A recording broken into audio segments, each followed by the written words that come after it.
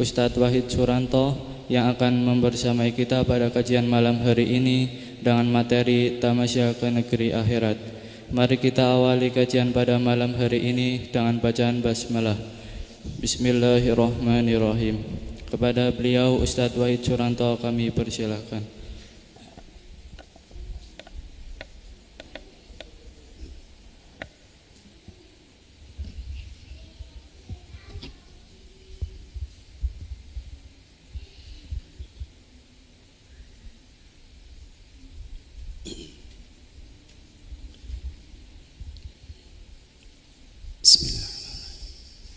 Assalamualaikum warahmatullahi wabarakatuh. Innal hamdalillah nahmaduhu wa nasta'inuhu wa nastaghfiruh wa na'udzu billahi min shururi anfusina wa min sayyiati a'malina.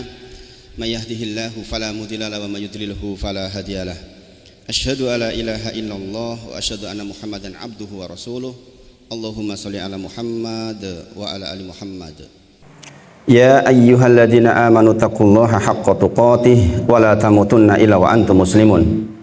Ya ayyuhan nasu taqu rabbakumul ladzi khalaqakum min nafsin wahidah wa khalaqa minha zawjaha wa ba'sa minhuma rijalan katsiran wa nisaa'a wa taqullaha alladzi tasaaluna bihi wal arham innallaha kana 'alaikum raqiba. Ya ayyuhalladzina amanu taqullaha wa qulu qawlan sadida yuslih lakum a'malakum wa yaghfir lakum dzunubakum wa may yuti'illaha wa rasulahu faqad faza fawzan 'azima.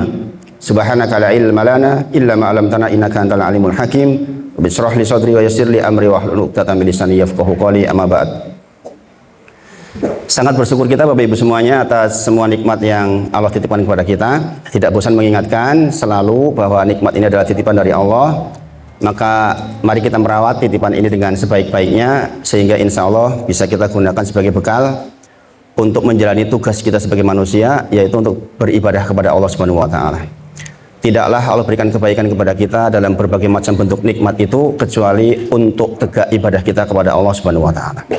Maka selalu ingat dan koreksi, hitung-hitung apakah setiap nikmat yang sudah kita terima ini efektif kita gunakan untuk beribadah kepada Allah Subhanahu wa taala. Sejatinya kita harus senantiasa menghisab diri kita agar apa yang lewat bisa menjadi pelajaran untuk memperbaiki apa yang akan datang insya Allah. Adapun apa yang lewat kita sama-sama tahu sudah tidak bisa diperbaiki lagi, rufi al-qalam atas yang sudah lewat, maka kita hanya akan menempuh lembaran-lembaran berikutnya. Mudah-mudahan di lembaran-lembaran berikutnya catatan kita catatan yang baik sehingga menjadi orang yang dipantaskan untuk masuk surganya Allah Subhanahu wa taala. Karena sejatinya kemenangan adalah itu. Faman susiha anin nar wa udhilal jannah faqad faz. Barang siapa yang dijauhkan dari neraka jahanam kemudian dimasukkan surganya Allah, maka itulah kemenangan yang sesungguhnya. Dan sesungguhnya harusnya diskusi kita di sepanjang kehidupan kita, apapun aktivitas kita seputar itu. Seputar bahwa kita hendak menuju titik yang sama, yaitu surganya Allah Subhanahu wa taala. Maka seluruh daya upaya yang kita lakukan per hari ini dan seterusnya adalah upaya supaya kita sampai di titik itu. Kalau titik yang kita tuju jelas, kita akan bisa mendirect diri kita per hari ini untuk menuju ke sana. Karena kita tahu apa yang hendak kita capai 5 tahun ke depan, salah satunya perbuatan hari ini. Demikian juga apa yang kita akan dapatkan di yaumil akhir adalah karena perbuatan kita per hari ini. Maka jangan lewat waktu kecuali kita benar-benar efektif mensyukuri nikmat, yaitu dengan mengkonversi setiap nikmat menjadi ketaatan kepada Allah Subhanahu wa taala. Salawat dan salam kita sampaikan kepada junjungan kita Nabi Agung Muhammad sallallahu alaihi wasallam. Kita sangat berharap menjadi orang-orang yang dilembutkan hatinya sehingga mudah di dalam pelajari risalahnya, hidup di atas sunnah-sunnahnya. Pun nanti kalau meninggal sedang di atas sunnah Nabi Muhammad sallallahu alaihi wasallam, sebagai tanda khusus kita mendapatkan husnul khotimah. Mendapatkan husnul khotimah yang memang kita mintakan setiap waktu sebagai pintu gerbang masuk ke alam berikutnya dengan cara yang baik. Insya Allah mudah-mudahan kita semua yang hadir malam hari ini termasuk yang mendapatkan itu insya Allah. Jadi Bapak Ibu semuanya, adik-adik semuanya, sekali lagi di antara diskusi yang sangat berkualitas adalah diskusi tentang bagaimana kita terus merawat, memperbaiki jalan kita ke surga. Dan secara asal kita duduk seperti ini memang secara zatnya memang caranya kita mendapatkan surga insya Allah. Kita sama-sama tahu tentang hadis besar, man salaka tariqan yaltamisu fi ilman sahalallahu lahu bi tariqan ilal jannah. Memang sejatinya duduk kita sekarang ini akan menjadi pemudah kita masuk surganya Allah, karena akan menurunkan banyak sifat yang membuat kita masuk surga oleh Allah Subhanahu wa taala. Sekali lagi, jadi orang duduk di majelis seperti ini akan berbuah sifat dan sikap yang memang akan pantas masuk surganya Allah Subhanahu wa taala. Makanya tentu saja harus ada perubahan dari sejak kita mulai ngaji sampai per hari ini. Seberapa baik perubahan hati saya, seberapa baik cara saya mengendalikan mata saya, gitu. Karena semua itu akan memberikan efek terhadap kedudukan kita di yaumil akhir kelak. Mudah-mudahan kita semakin semangat di dalam beribadah kepada Allah, sehingga kita memang berlombanya dalam rangka untuk mendapatkan manzilah yang tinggi di sisi Allah Subhanahu wa taala. Dalam sepekan terakhir saya banyak diskusi tentang hal ini dengan beberapa jamaah tentang bagaimana mendapatkan surga dengan bekal yang dibekalkan oleh Allah kepada kita masing-masing. Karena setiap kita bekalnya beda-beda Bapak Ibu. Ada yang bekalnya harta yang berlimpah, ada yang bekalnya dengan kemampuan menghafal Quran, ada yang bekalnya dengan kesehatan yang sempurna, ada yang bekalnya keluarga yang mendukung, ada juga yang keluarganya nggak mendukung, kemudian lingkungan yang baik.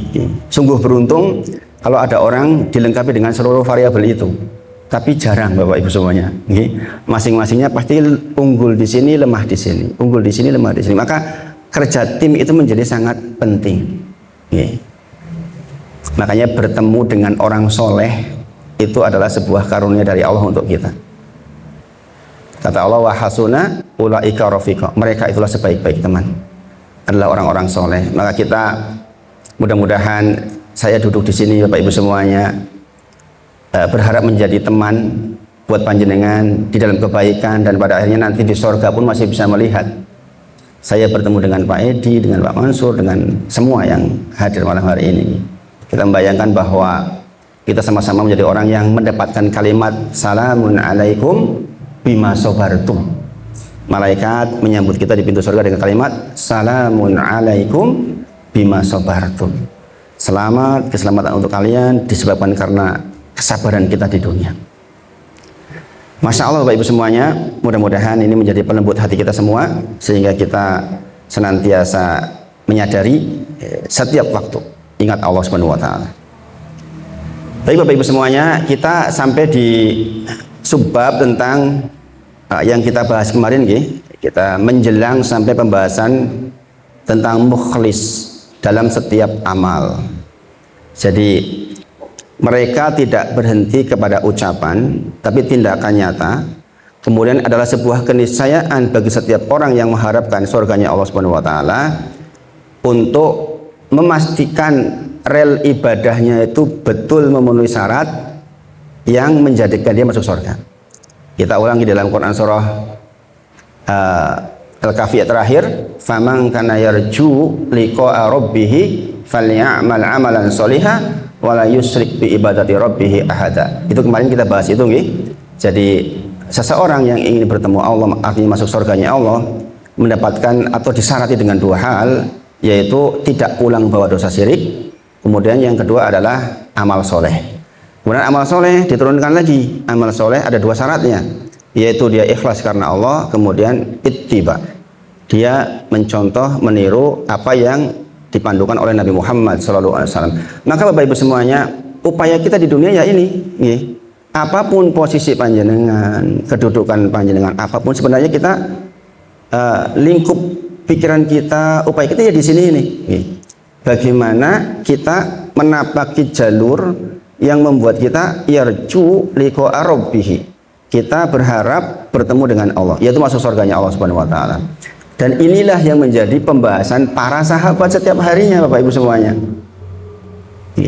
Jadi mereka melakukan segala sesuatu sampai mikir gimana ini punya pengaruh baik enggak nih untuk akhirat saya. Gitu Jangan melihat, kalau saya melihat ini kira-kira untuk akhirat saya baik enggak? Gitu. Kalau kita sampai pada posisi itu, insya Allah kita akan bisa meresapi makna dari innallaha kana alaikum raqiba yang sering dibaca di awal surat An-Nisa ayat 1 di akhir ayat dikatakan innallaha kana alaikum raqiba. Adapun Allah terhadap kita senantiasa mengawasi. Maka kita berdoa kepada Allah, ya Allah, mudah-mudahan saya termasuk orang yang merasa senantiasa diawasi. Minta kepada Allah Bapak Ibu, minta. Ya Allah, jadikan saya termasuk orang yang hatinya senantiasa merasa diawasi oleh Allah Subhanahu wa taala. Pengawasan dari makhluk itu kadang nggak cukup Bapak Ibu nggih. Sudah dipasang CCTV kita bisa ngumpet. Oh, CCTV Made Prono, saya geser sini biar nggak kelihatan. Iya enggak? Tapi kalau jenengan merasa diawasi oleh Allah, maka mau di mana kita ngumpet Bapak Ibu? Mau geser kemanapun kita ketahuan. Maka dikatakan innallaha kana alaikum raqiba. Adapun kita Bapak Ibu semuanya sesungguhnya secara sadar seharusnya sadar penuh bahwa kita itu diawasi oleh Allah Subhanahu wa taala setiap waktu. Maka mudah-mudahan lembut hati kita Bapak Ibu semuanya, saya berharap kita belajar tentang akhirat itu benar-benar langsung dieksekusi di lapangan. Jadi lembut, jadi baik, jadi menghormati pasangan, berusaha mengimplementasikan setiap dalil-dalil yang mungkin dianggap kecil, ya kan, dianggap kecil, tapi betul-betul punya pengaruh. Rasulullah sampaikan seringkali orang meremehkan 2 rakaat sholat mutlak misalnya, padahal itu punya pengaruh yang sangat besar untuk akhirat kita. Maka orang yang sudah belajar seperti ini, insya Allah nggak akan tuh tinggalin sholat duha, gini bagi 2 rakaat sholat duha kita menjadi sedekah buat 360 sendi-sendi kita. Setiap kebaikan adalah sedekah. 2 rakaat salat duha kata Rasulullah cukup untuk mensedekahi 360 sendi. Wajiblah buat kita mensedekahi sendi kita setiap hari Bapak Ibu semuanya. Kebayang nggak kalau dinilai 1 sendi 100.000? Berapa tuh sehari? Banyak nih, banyak sekali. Tapi kata Rasulullah 2 rakaat salat duha insya Allah mencukupkan untuk sedekah atas sendi-sendi. Nah, ini kan visinya visi akhirat. Memang jenengan dapat dengan sholat duha langsung begitu kan? Tidak. Tapi kita meyakini bahwa itulah yang disampaikan oleh Rasulullah SAW. Dan konsekuensi atas syahadat Rasul memang itu. Kita membenarkan apa yang Rasulullah sampaikan. Maka dalam seminggu saya lihat di Ar-Royan ini sekarang banyak mengajar, Masya Allah. Ini udah banyak guru-guru besar di sini, Masya Allah. Itu dieksekusi Bapak Ibu. Jenengan ambil, jenengan resapi, jenengan praktekin. Jenengan praktekin Kita nggak hanya mendengar saja. Kita belajar ilmu tentang akhirat ini justru mendorong untuk segera mengeksekusi setiap ilmu. Masya Allah ada banyak kisah menakjubkan di seminggu terakhir ini. Saya kemarin ditelepon orang jamaah lewat YouTube. Ustadz, kami niat gitu, suami istri kami niat pengen memberangkatkan umroh Ustadz beserta istri, padahal cuma lewat YouTube loh itu. Tamasya Negeri Akhirat, ngikuti kajian Tamasya Negeri Akhirat, orang Kalasan telepon saya. Kami berniat untuk mengumrohkan Ustadz. Masya Allah, ada orang yang digerakkan hatinya begitu, Masya Allah. Masya Allah. Hal yang mungkin bagi sebagian orang kecil, tapi buat yang bersangkutan ini ngeklik banget katanya, Masya Allah. Nah, itulah hartanya bermanfaat untuk dirinya dan keluarganya, Masya Allah. Nah, pembahasan kita kemarin adalah di bab tentang ikhlas karena Allah. Kita singgung sedikit di bab tentang hanya milik Allah lah agama yang lurus. Alalillahi dinul khalis, bahwa din yang khalis, yang murni itu hanya milik Allah. Din di situ adalah ibadah dan ketaatan. Maka setiap ibadah dan ketaatan alamatnya cuma satu, kita sudah sebutkan kemarin. Alamatnya adalah Allah Subhanahu wa taala. Coba jenengan rasakan ya Bapak Ibu. Coba kalimat ini jenengan rasakan. Ini kalimat yang sangat dahsyat jika jenengan paham. Coba jenengan rasakan keadaan di mana jenengan itu betul-betul khalis, memurnikan setiap ibadah dan ketaatan hanya butuh penilaian dari Allah saja. Adik-adik yang menghafal Quran, saya tuh menghafal Quran ya Allah berharap wajahmu, berharap ridhomu. Ibu-ibu melayani suami, ya Allah saya berharap betul ridhomu ya Allah.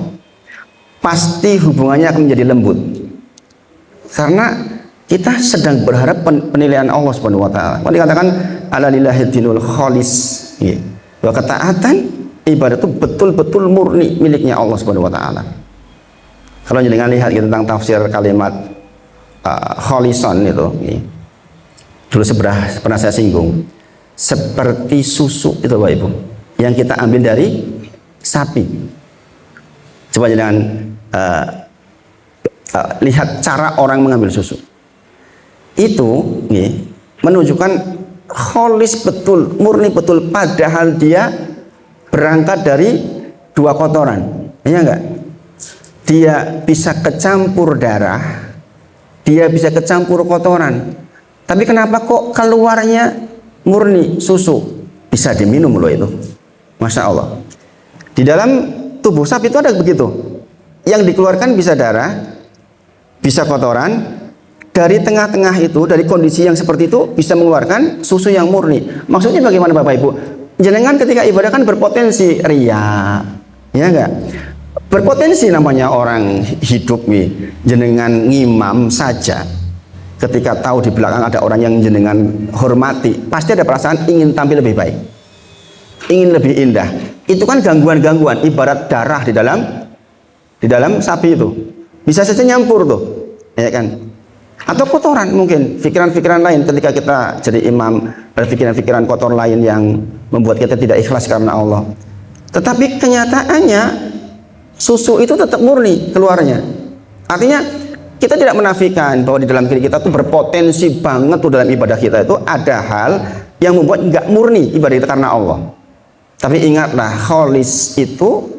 Kholison itu betul-betul murni miliknya Allah. Coba jenengan rasakan betul ibu-ibu, bapak-bapak semuanya, supaya kualitas sholat kita tuh ya betul-betul merasakan. Makanya di dalam sholat itu ada fikih yang menakjubkan. Di antara fikih sholat, ketika jenengan datang ke sebuah tempat, dan ini kejadian sama saya, kebetulan masjid saya lagi ada perbaikan ini. Tukang kadang-kadang kan nggak sempat mandi Bapak Ibu kalau pas duhur itu loh, iya kan? Makanya sekarang digeser, istirahatnya setengah 12, masuk lagi jam setengah 1. Biasanya kan istirahat jam 12. Nah sekarang setengah 12 sudah adzan, ya kan? Jadi sebelum itu tukang kalau bisa udah bebersih dulu. Sebab apa kejadian? Allahu Akbar, subhanallah, bau keteknya sampai bikin orang semaput. Pada situasi seperti itu, bagaimana fikih kita? Fikih kita mengajarkan apa? Kita tuh boleh batal tuh. Jenengan sholat di samping jenengan orang takbir Allahu Akbar, keteknya baunya biar setengah pingsan, jenengan boleh pindah. Ingat, kenapa? Karena sholat tuh harus khusyuk. Bayangkan, alaillahi dinul khalis, ketaatan termasuk dalam sholat itu murni miliknya loh. Kebayang nggak? Jenengan sambil sholat sambil mikirin bau ketek. Coba, basol saja nggak boleh kan? Makanya jenengan boleh pindah tempat untuk cari khusyuk. Bayangin sampai segitunya, sampai segitunya. Jadi memurnikan ketaatan itu sampai segitunya. Jadi makanya adik-adik yang di pondok itu harus bersih, harus bersih. Karena kalau nggak mengganggu yang lain. Ya kita maklum karena tukang nggak sempet ini, tapi kitanya kan masalah jadinya. Subhanallah. Fikihnya bagaimana? Boleh kita boleh pindah. Ini boleh membatalkan, kemudian kita pindah cari tempat yang khusyuk itu boleh. Karena apa? Secara definisi sholat itu apa? Yunaji robbahu. Sesungguhnya di antara kalian ketika sholat, kata Rasulullah, yunaji robbahu, engkau itu sedang berbisik-bisik dengan Robmu. Lagi berbisik-bisik sambil mikir bau ketek niku pripun. Ini kejadian, ini sangat mungkin terjadi loh ini. Saya kira di Orayon juga bisa terjadi ini. Kan ampiran ini, banyak orang mampir. Subhanallah. Saya ada takjub nih, salah satu seorang jamaah yang dia tuh beli minyak wangi Pak Edi, kemudian diletakkan di depan masjid. dijajar tuh. Ada beberapa bau-bauan yang wangi. Nah enak itu Masya Allah. Yang Arab-Araban itu. Jadi yang mau masuk monggo dipakai. Supaya Pak, supaya lebih wangi, lebih wangi. Ini yo mungkin campur keringet barang. Subhanallah. Jadi coba Bapak Ibu semuanya, ya perhatikan sampai segitunya fikih mengatur supaya proses kholis, proses murninya hubungan kita dengan Rob kita itu benar-benar tercapai Bapak Ibu. Apa artinya kalau dengan sholatmu gedebegan kemudian nggak khusyuk? Yang kita cari dari sholat itu adalah kekhusyuan. Sampai Imam Ahmad mengatakan jikalau engkau belum pernah menangis dalam sholatmu, sholat malam khususnya, maka pura-pura menangis sampai pada akhirnya engkau betul-betul menangis di dalam sholatmu. Itu Imam Ahmad rahimahullah menunjukkan bahwa kita itu lagi berbisik-bisik dengan Rob kita. Saya sebenarnya pengen banget mengajak dengan keperasaan yang saya rasakan Bapak Ibu tentang ya Allah, orang mau sholat itu rasanya ya Allah bercampur aduk antara rindu indah dan kita hendak menumpahkan seluruh yang kita rasa. Gini Bapak Ibu, ketika jenengan mengucapkan ihdinas siratal mustaqim, tunjukilah kepadaku jalan yang lurus, siratal ladzina an'amta alaihim, yaitu jalannya orang-orang yang kepada mereka diberi nikmat. Itu kan indah sekali Bapak Ibu. Kita sedang meminta jalannya orang-orang yang diberi nikmat oleh Allah. Seperti yang Allah sebut dalam Quran surah An-Nisa 69, minan nabiyyin wasiddiqin wasuhada wasolin. Kita tuh lagi minta itu Bapak Ibu semuanya. Bayangin, kita lagi meminta ya Allah, saya tuh minta jalannya orang-orang yang engkau cintai, yang kau berikan nikmat, yaitu di kalangan para nabi, kemudian orang-orang soleh. Rasanya tuh ya Allah, saya jadi bisa merasakan apa yang dirasakan Abu Bakar As-Siddiq misalnya. Tentu saja tidak tepat sama nih. Beliau ketika wudhu sudah setengah demam, ya kan, baru wudhu itu. Karena merasakan saya hendak menghadap kepada Allah Subhanahu wa Ta'ala. Ini yang namanya kholis. Kita tuh betul-betul berharap betul. Enggak ada yang kita harapkan selain Allah Subhanahu wa Ta'ala. Semua pelajaran yang dengan terima Bapak Ibu, saya lihat di Ar-Rahman alhamdulillah sekarang sudah banyak nih. Itu harus dibungkus dengan begini nih loh. Sehingga jangan akan merasakan nikmatnya setiap ilmu.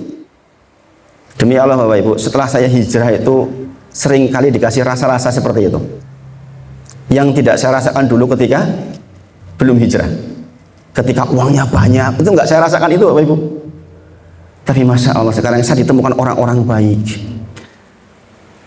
Hari ini saya itu tadi malam saya ceramah, Ustadz kita tunggu di rumah jam 8, kalau bisa jam setengah 9 sudah sampai. Diajak rembukan apa Bapak Ibu?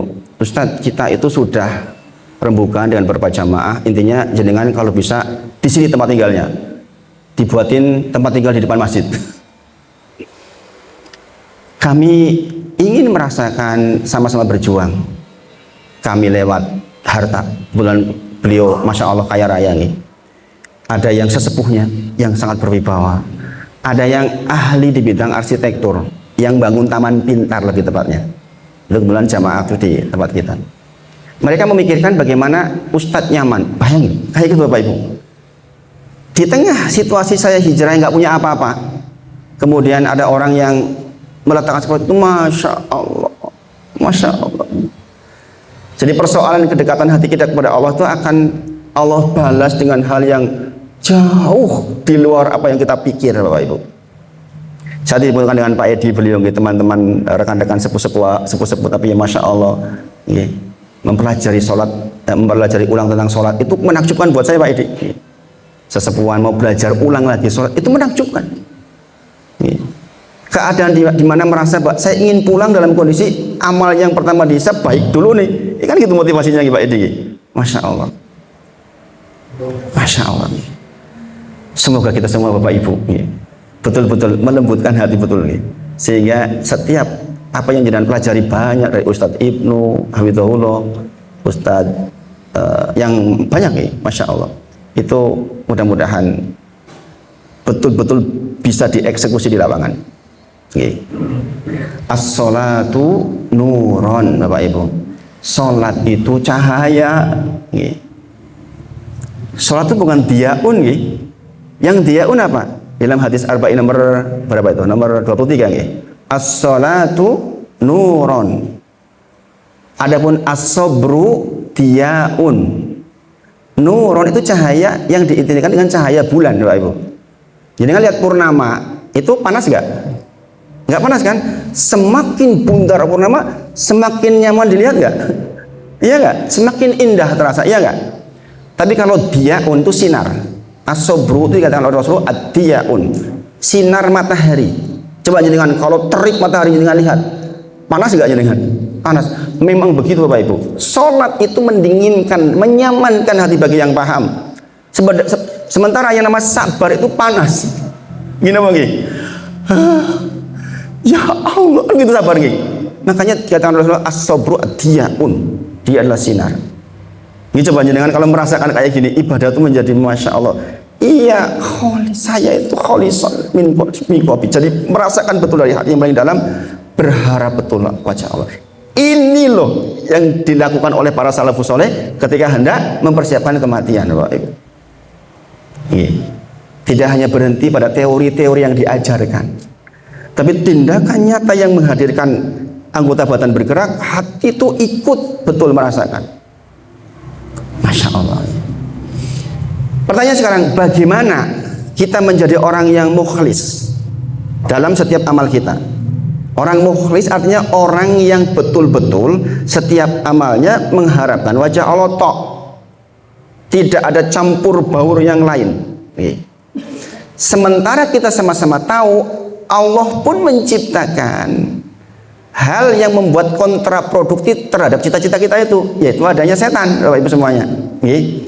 Setan, iblis senantiasa menghadang langkah manusia, karena itu memang pekerjaan mereka, untuk senantiasa merusak amal yang akan dikerjakan, sedang dikerjakan, dan telah dikerjakan. Coba dengan mengerikan nggak? Lawan kita itu, setan itu akan menggoda kita, merusak amal kita sebelum amal dilaksanakan. Udah dirusak tuh, rusak niatnya, macam-macam. Sudah lagi jalan dirusak lagi. Nanti setelah selesai bisa pula mereka rusak. Ada orang berangkat hajian, wis ora pengumuman warna-warna, cukup dengan orang-orang yang penting saja untuk titip keluarga, sudah aman ini. Berangkat di sana, orang foto-fotoan aku, HP saya simpen, nggak sebentar-sebentar cekrek status. Subhanallah. Kadang-kadang setan itu pintar banget godanya, ini kan untuk kenang-kenangan, nggak untuk pamer. Iya, pertamanya begitu, lama-lama jadikan status. Iya nggak? Subhanallah. Pertamanya untuk kenang-kenangan, kata setan itu, udah nggak apa-apa untuk kenang-kenangan. Cekrek di depan Ka'bah, cekrek di Masjid Nabawi, video. Lagi jalan dari hotel ke Masjid Nabawi, di shooting. Masya Allah. Untuk kenang-kenangan, untuk keluarga saja kok. Nanti lama-lama bocor ke yang lain. Ketika bocor, berpotensi jenengan tidak ikhlas karena Allah, mulai kecampur. Sudah di sana jenengan nggak foto-foto, nggak ambil video, pulang selamat, alhamdulillah. Ada berjalan beberapa waktu, tiba-tiba ada obrolan sama temen, aku ingin kaji ini. Oh, aku udah bingung, aku pilih mau lo kaji. Ini dirusak lagi, Bapak Ibu semuanya. Subhanallah. Jadi memang setan itu senantiasa merusak dan berusaha merusak amal kita, baik yang akan dilakukan, yang sedang dilakukan, maupun yang sudah selesai dilakukan. Makanya ketika kita belajar bab niat dulu, baru separuh di bab niat, itu kita sebenarnya akan mempelajari tentang bagaimana hukum ketika awal niatnya benar, di tengah salah. Bagaimana jika awal benar, tengah salah, ujungnya benar, atau ujungnya ternyata salah. Bagaimana itu hukumnya? Ini kan dibahas oleh para ulama. Ya, kita mengambil pendapat yang paling ringan. Intinya masing-masing di fase-fase itu, kalau ria, ya ria itu aja, nggak hilang, mudah-mudahan nggak hilang. Hajinya nggak hilang maksudnya. Ria setelah haji, yuk dosa ria setelah haji itu saja, mudah-mudahan. Karena ada pendapat ulama yang begitu, walaupun ada pendapatnya mengatakan hilang. Pokoknya wis ria yuk hilang begitu, mesti dibangun itu. Ada pendapat yang keras begitu. Nah, itu menjadi peringatan buat kita Bapak Ibu. Pilihan kita yang bukan ulama, cari yang paling aman sebagaimana saya sampaikan ke jenengan. Jikalau ada dua hal, jikalau ada hal yang mustabihat, mutasabihat atau yang ragu-ragu, samar-samar. Bagi kita yang bukan ulama, ambil yang aman. Satu mengatakan haram, satu mengatakan halal. Jenengan ambil yang haram saja, aman. Mau kita bukan ulama kok. Kalau ulama terserah, dia punya hujah di sisi Allah. Ditanya sama Allah dia bisa jawab. Tapi kita yang bukan ulama cukup mengambil yang aman. Makanya kemarin saya sampaikan, jangan menggembala kambing di haula hima. Haula itu sekitar, hima itu dan larangan. Nek menggembala kambing ada tempat begini, lapangan, ditulis jangan masuk lapangan itu. Jangan menggembala di sini. Gembala agak jauh supaya nggak masuk tuh. Itu artinya aman. Jangan di daerah remeng-remeng maksudnya. Nek remeng-remeng ambil yang aman. Ini rumus dasar buat orang yang bukan ulama. Insya Allah lebih aman. Sekali lagi, kalau ulama terserah, mereka berdebat terserahlah. Mereka punya hujah, punya dalil. Tapi kita yang awam ambil yang awam, apa yang aman, yang aman. Jadi jihad melawan iblis itu memang sepanjang waktu. Sehingga kita nanti akan pulang dengan hati yang selamat. Hati yang selamat, yaitu pulang dalam kondisi sepanjang hidup kita, amal kita ikhlas karena Allah. Sebagaimana susu keluar dari dua kotoran, yaitu darah dan kotoran, kemudian tetap keluar susu murni yang bisa dikonsumsi oleh kita. Itulah kholison, yang namanya murni itu seperti itu. Makanya dikatakan susu murni, begitu kan? Itu benar kalimatnya itu. Gitu, jualan susu sapi murni itu urung campur-campur. Meskipun praktiknya sekarang dicampur porno-porno nggih. Dados napa mawon sakniki. Bapak Ibu semuanya, musuh kita itu sudah berjanji di hadapan Allah. Qala, kata iblis, ini di sisi Allah nggih. Fabima awaitani, disebabkan karena engkau telah memutuskan aku sebagai yang sesat, ini kata iblis, maka la'aqudanna lahum siratal mustaqim, maka saya pastikan pokoknya akan aku jadikan mereka, lahum mereka, kita Bani Adam, keluar dari siratal mustaqim. Jadi makanya hati-hati Bapak Ibu, jangan belajar banyak, ingat belajar untuk apa, ya kan? Belajar dalam rangka menegakkan keikhlasan kita di dalam ibadah. Ingat Bapak Ibu, kadang-kadang dijebak lewat pelajaran loh Bapak Ibu. Jadi kan tiba-tiba pinter banget, wah dengan pinternya ini dia masuk lagi tuh, jadi sombong, subhanallah. Jadi terus begitu. Jadi qala fabima aghwaytani. Jadi iblis itu sadar bahwa dia itu sesat total sudah. Maka saya akan goda mereka, manusia maksudnya, untuk keluar dari jalan lurus yang kau tentukan. Nah, ini janji iblis di hadapan Allah Subhanahu wa taala. Tsumma, kemudian pasti aku akan mendatangi mimbaini aidihim wa min khalfihim, akan datang dari depan, dari belakang, dari kanan, dari kiri. Ini tafsirnya luar biasa loh Bapak Ibu. Nanti jangan perdalam maksudnya dari depan bagaimana, dari kiri bagaimana, dari kanan bagaimana, dari belakang. Ini menakjubkan. Ini dengan kalau baca itu tuh menakjubkan. Intinya pokoknya kita diserang dari seluruh sisi. Subhanallah. Jadi itu janji musuh kita di hadapan Robnya. Makanya dikatakan kullu nafsin dha'iqatul maut wa nabluukum, akan diuji dengan kebaikan dan keburukan, wa ilaina turja'un, baru kemudian kembalikan kepada Allah Subhanahu wa taala. Memang berarti kita di dunia ini Bapak Ibu diuji, baik bentuknya yang kita anggap kebaikan maupun keburukan, dua-duanya ujian. Pinter mengapa adik-adik itu juga ujian. Lebih pintar di antara teman-temannya nilainya 10 terus, itu juga ujian. Jadi semuanya ujian, semuanya ujian. Maka sadar-sadar kita tuh diintip terus oleh musuh kita untuk merusak amal kita. Subhanallah. Sering saya sebutkan ya ayyuhalladzina amanu la tattabi'u khutuwatis syaitan. Allah sudah peringatkan supaya kita tidak mengikuti langkah-langkah setan.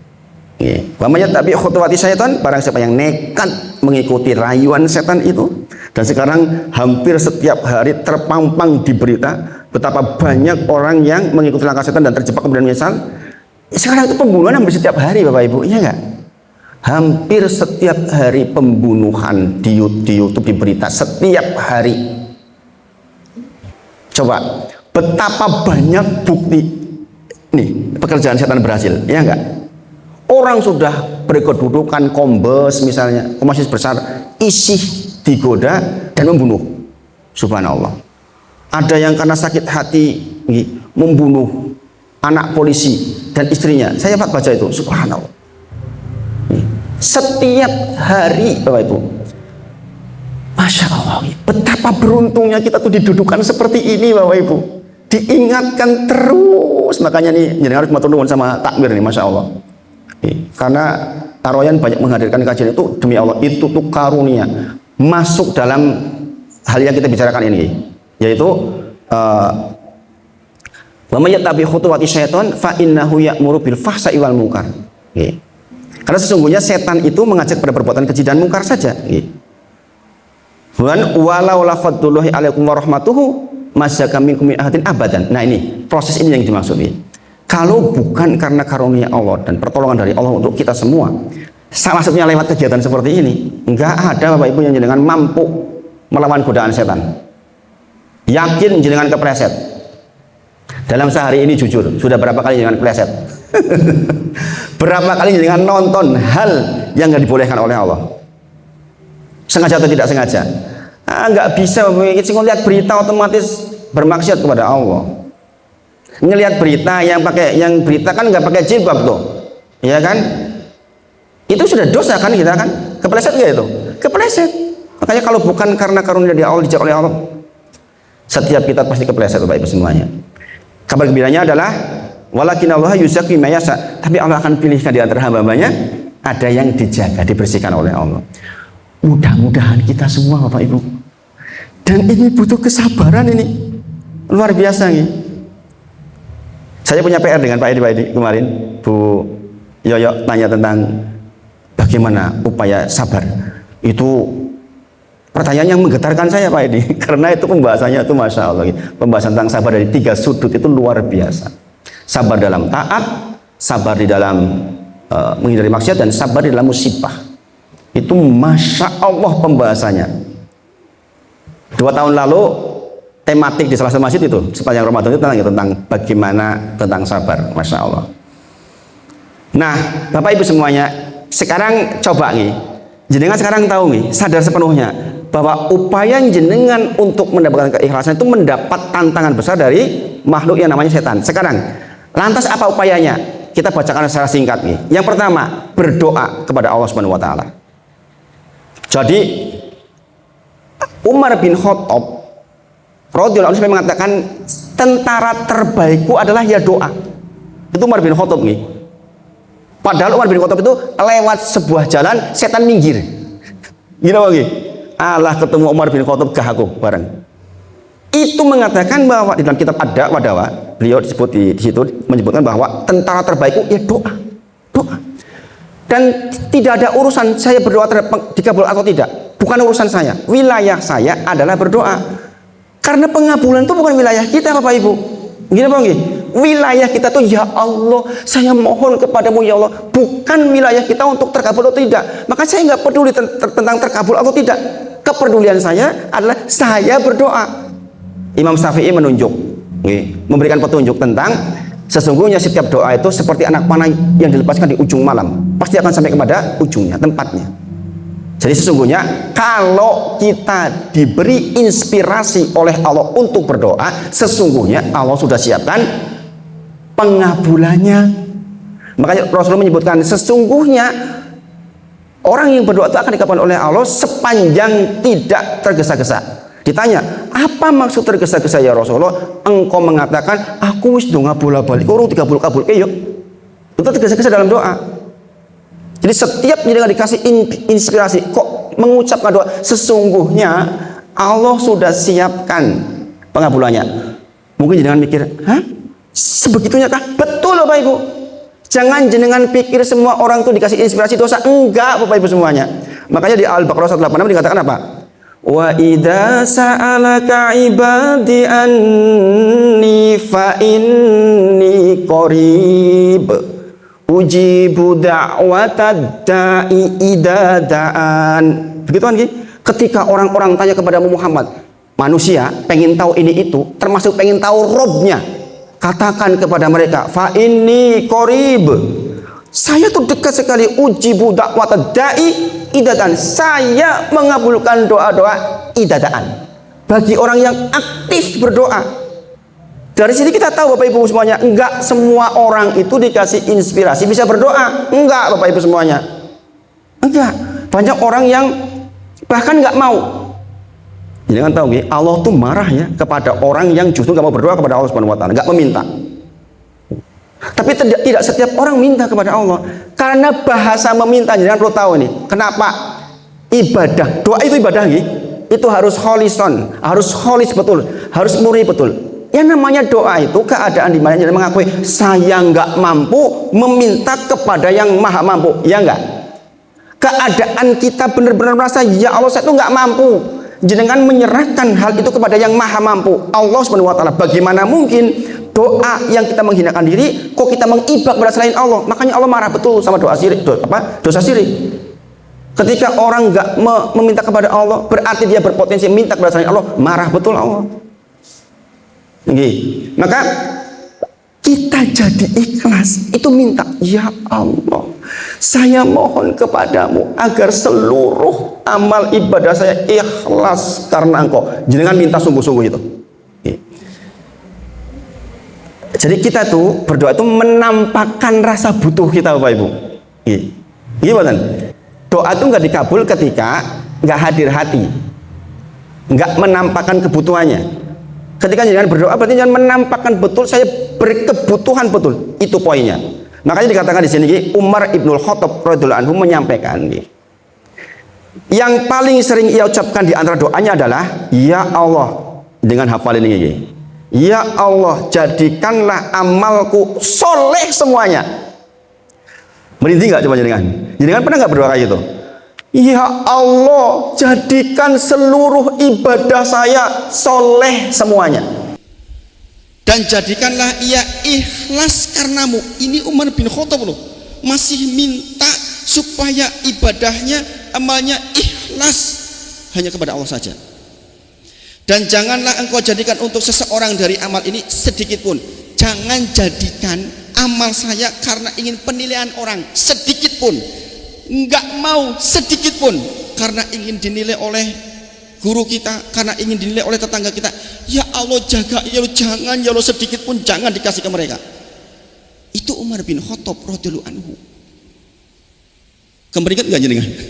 Ini Umar bin Khattab mungkin berdoa kayak gitu Bapak Ibu semuanya. Masya Allah. Yang insya Allah imannya jauh lebih kuat dari kita.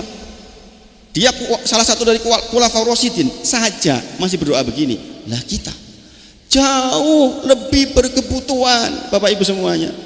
Makanya saya sangat berharap jenengan didatangkan ilmu banyak di sini. Jadikan setiap ilmu itu mentes Bapak Ibu semuanya. Mentes betul. Ya Allah jadikan duduk saya ini ya Allah karena Engkau ya Allah. Jadikan duduk saya menghilangkan kejahilan saya ya Allah. Begitu Bapak Ibu semuanya. Masya Allah.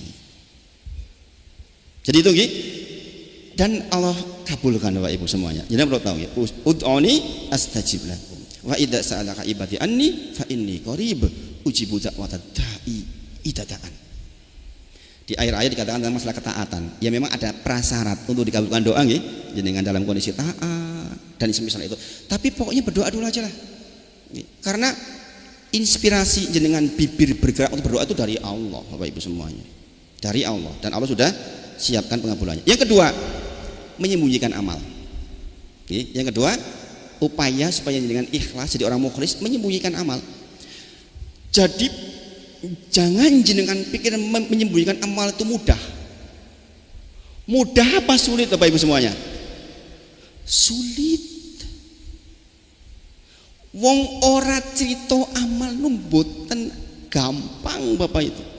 Karena orang itu secara asal ingin dihargai, ingin punya nilai, maka dia biasanya menyebutkan apa-apa yang dia kerjakan. Sungguh butuh effort yang sangat besar, tenaga yang sangat besar untuk menyembunyikan amal Bapak Ibu semuanya. Coba sekarang jenengan koreksi, dari sekian waktu saya hidup, mana amal yang benar-benar cuma saya tok yang tahu? Coba jenengan cek, nanti jenengan tulis Pak Edi di rumah. Sakdurunge aku urip endi yo amal sing mung aku karo Gusti Allah tok rahasia. Sulit, nggak mudah Bapak Ibu semuanya. Tapi harus punya. Setiap jenengan harus punya minimal satu amal yang benar-benar jenengan dengan Allah saja yang tahu. Harus ada Bapak Ibu semuanya. Mudah-mudahan itu menjadi andalan amal yang nanti kita menghadap Allah. Ini ya Allah, setidaknya ini karenamu ya Allah. Embuh sing liyane embuh. Gitu Bapak Ibu, harus punya. Ada orang ngasih sesuatu sama saya, dia bilang, Ustadz, ini hanya Ustadz yang tahu, istri saya tidak tahu, anak saya tidak tahu. Ini hak saya untuk memberi sesuatu ini. Saya berharap mudah-mudahan ini menjadi salah satu amal yang bisa saya bawa pulang. Makanya Bapak Ibu semuanya, satu di antara 7 golongan orang yang mendapat naungan la dilla ila dilluh, hari di mana tidak ada perlindungan kecuali perlindungan dari Allah saja. Yang nomor 6 adalah rajulun, seorang yang dia sedekah bi sedaqatin, dengan satu sedekah, kemudian dia tutupi itu sedekahnya sehingga tangan kirinya enggak mengetahui apa yang disedekahkan oleh tangan kanannya. Mungkin enggak? Mungkin enggak jenengan gini? Mungkin enggak? Itu kan enggak mungkin, berlebihan gini mungkin. Maksudnya amal dijagain sampai teman yang paling karib. Niki lah teman paling karib niki. Teng pundi-pundi sareng niki. Tangan kanan yo bareng tangan kiri yang tahu semuanya. Jenengan adik-adik punya teman karib. Setiap kita punya teman yang sangat dekat, istri kita, anak kita.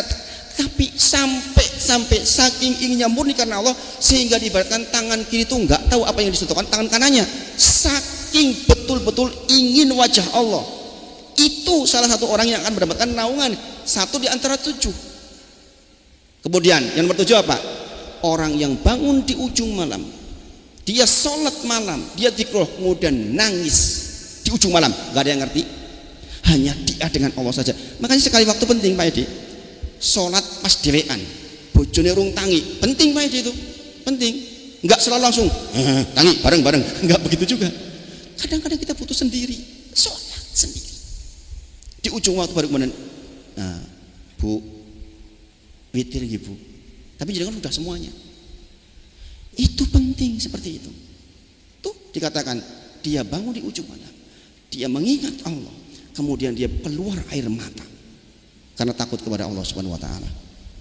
Jadi menyembunyikan amal itu bukan hal mudah Bapak Ibu. Sekali lagi saya ingatkan dari sekarang. Jangan anggap enteng menyembunyikan amal. Ini salah satu perusak yang paling dahsyat dari perkara setan, yaitu apa? Amal diumbar.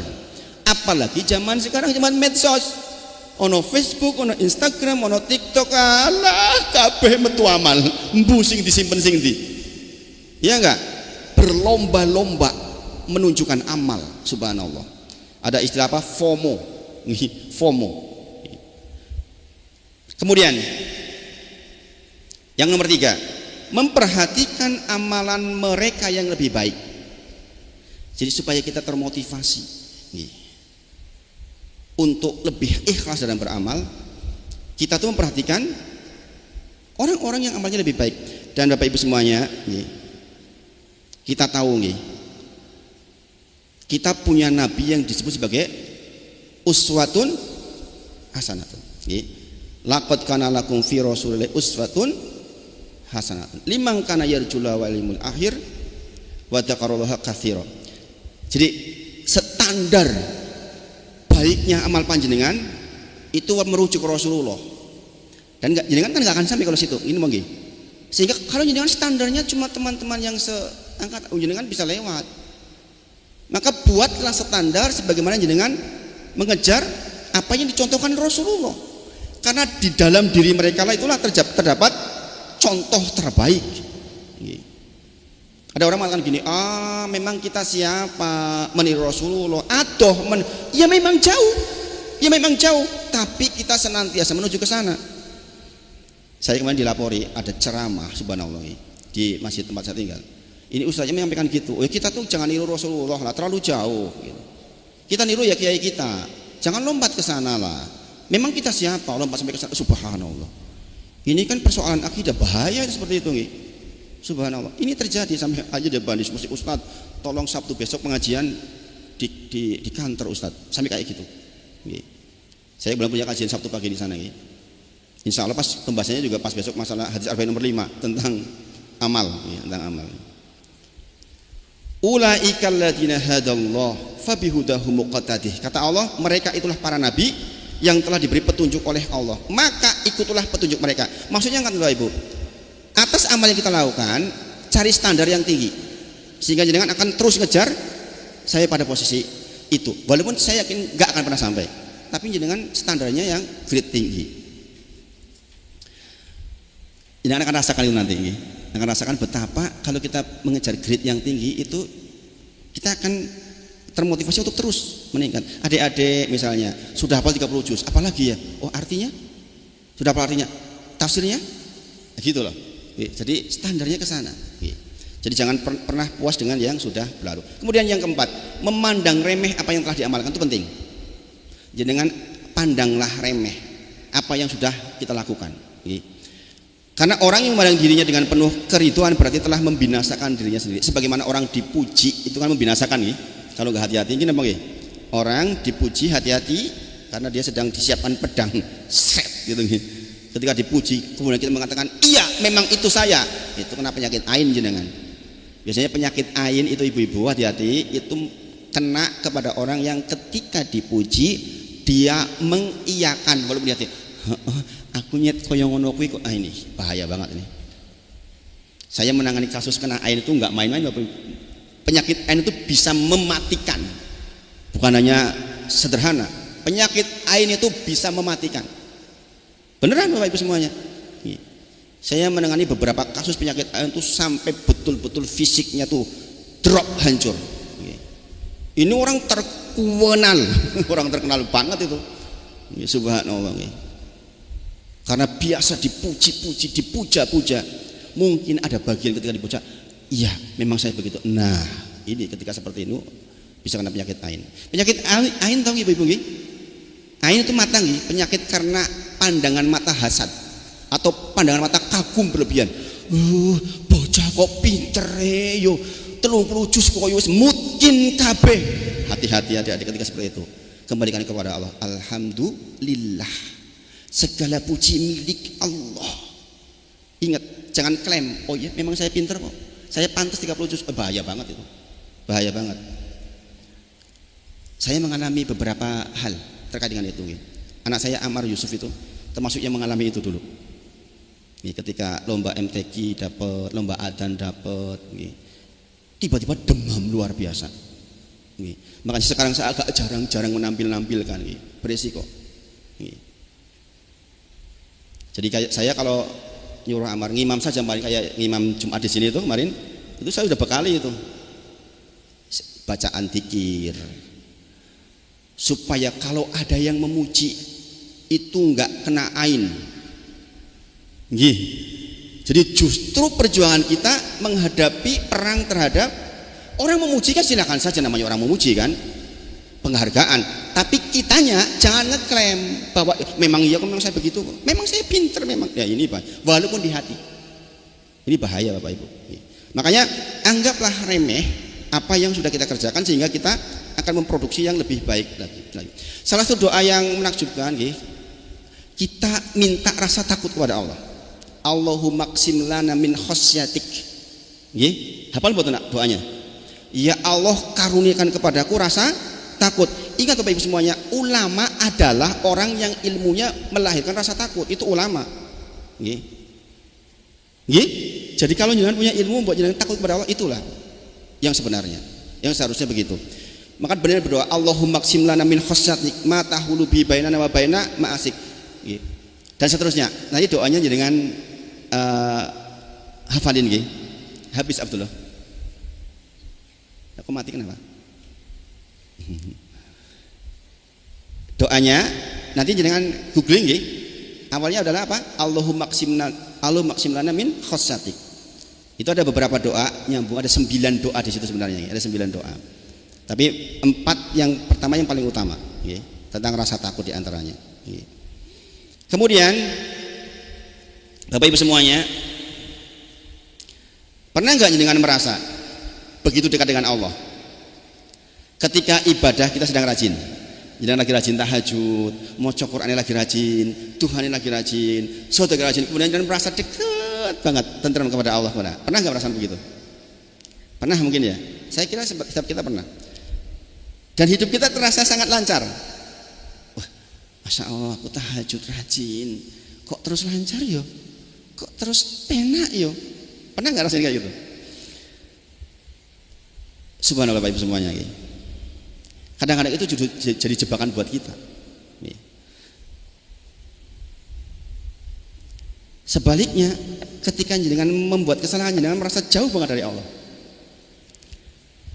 Jangan salah, berbuat salah, rasanya jauh banget dari Allah. Pernah nggak rasain kayak gitu? Pernah nggih? Saya kira setiap kita pernah nggih. Jika iya, mungkin Bapak Ibu semuanya, tanpa disadari kita sedang bersandar pada amal ibadah kita, bukan kepada Allah Subhanahu wa taala. Maka berhati-hati Bapak Ibu. Sedemikian lembutnya setan merusak amal kita. Sebagian dari tanda-tanda seseorang bersandar kepada amalnya adalah berkurangnya harapan ketika ia berbuat kesalahan. Aduh, salah, harapanku hilang. Berarti jenengan sedang bersandar kepada amal panjenengan, bukan bersandar kepada zat yang sesungguhnya, kepada Allah Subhanahu wa taala. Ingat, setan tuh selembut itu merusak amal kita Bapak Ibu semuanya. Enggak ada yang aman sampai betul-betul jenengan meninggal nanti. Maka kita tuh jihad betul melawan setan. Yang kelima, khawatir kalau amalnya tidak diterima Bapak Ibu semuanya. Ini diantara dalil yang sangat nyata adalah Quran surah Al-Mu'minun ayat 60. Walladzina yu'tuna ma ataw wa qulubuhum wajilatun annahum ila rabbihim rajiun. Ini ayat ini ayat yang bahkan Aisyah radhiyallahu anha sampai bertanya kepada Rasul, ya Rasulullah, memang mereka itu orang yang buruk pada siang hari, mencuri, berzinakah, minum khamrkah? Kok sampai-sampai di ujung waktu mengatakan dan orang-orang yang melakukan kebaikan yang telah mereka kerjakan dengan hati penuh rasa takut karena mereka tahu bahwa sesungguhnya mereka akan kembali kepada Tuhannya. Jadi orang-orang yang soleh sungguhan Bapak Ibu, ciri khasnya dia bangun malam, dia sholat malam, dia istighfarnya banyak, hum yastaghfiruna bil asar, kemudian dia betul-betul takut kepada Allah di masa itu. Aisyah radhiyallahu anha tanya, loh, memang mereka itu siapa sih? Pencuri kah? Pezina kah? Kok sampai sebegitu takutnya? Bukan, kata Rasulullah, mereka takut amalnya nggak diterima. Itu Bapak Ibu. Coba, kalau orang yang selevel seperti itu aja masih takut amal nggak diterima, kita bagaimana? Maka sekali lagi, merasalah takut kalau amal kita tidak diterima. Nomor 6, tidak terpengaruh dengan ucapan orang. Ini penting Bapak Ibu semuanya. Kata Imam Ali, lil murai salasatu alamati, 3 alamat, 3 ciri orang yang riya di dalam amalnya, yaitu yaksalu itakana wahdahu, dia malas ketika sendirian, kemudian dia semangat itakana finnasi ketika ramai. Jangan coba koreksi ketika jalan beramal. Kemudian wa yazitu fil amali idza asniya alaihi wa yanqusu idza dzumma. Adalah orang yang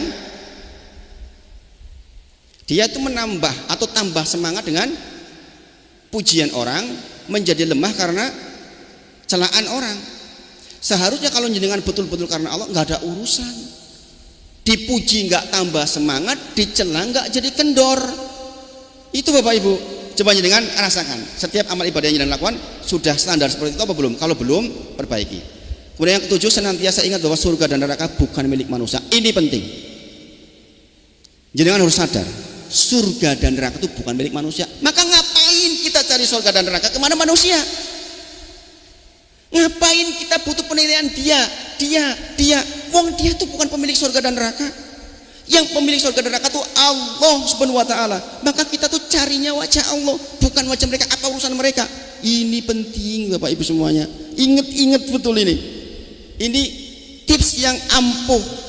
Jenengan sadar, memang dia siapa? Walaupun kaya raya, walaupun dia pejabat, tetap saja dia bukan pemilik surga dan neraka. Pemiliknya adalah Allah. Maka pastikan ibadah kita karena Allah yang bisa kasih kita surga dan bisa cegah kita dari neraka. Yang kedelapan, ingatlah bahwa Anda akan berada dalam kubur sendirian. Walaupun jangan pamer ke si fulan kemudian menghargai jenengan. Iya, jenengan memang hebat. Jenengan di kuburan sendirian hanya dengan amal jenengan. Amal baik dalam bentuk makhluk yang buruk, amal baik dalam bentuk makhluk yang baik, itu jadi teman jenengan. Ngapain kita butuh penilaian orang? Gak ada pentingnya Bapak Ibu semuanya. Itu 8 tips supaya kita menjadi orang yang mukhlis, insya Allah. Mudah-mudahan bisa dipraktikkan dalam kehidupan kita sehari-hari. Masya Allah, insya Allah. Mohon maaf jika ada hal yang kurang pas di hati. Wa akhiru da'wana alhamdulillahirabbil alamin. Assalamualaikum warahmatullahi wabarakatuh. Waalaikumsalam warahmatullahi wabarakatuh. Alhamdulillah, kajian telah usai. Kami ucapkan jazakallahu khairan katsira kepada Ustadz Wahid Suranto yang telah menyampaikan materinya. Kami juga mengucapkan jazakumullahu khairan katsira kepada seluruh jamaah sekalian yang telah ikut serta memakmurkan kajian pada malam hari ini. Mari kita tutup kajian malam hari ini dengan doa kafaratul majelis. Subhanakallahumma wa bihamdika asyhadu an la ilaha Subhanakallahumma wa bihamdika asyhadu an la ilaha illa anta astaghfiruka wa atubu ilaik. Saya selaku MC mohon maaf. Wassalamualaikum warahmatullahi wabarakatuh.